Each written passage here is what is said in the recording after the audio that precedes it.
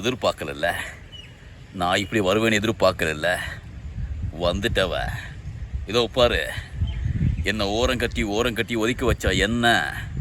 எத்தனை திறமைகளை வெளிக்காட்ட கவலையோடு கஷ்டத்தோடு ரொம்ப துன்பத்தோடு கவலைப்பட்டு மேடை கிடைக்கல இடம் கிடைக்கலன்னு ஒதுங்கி நின்ன எனக்கு சுயமாக தானாகவே கிடைச்சதையா.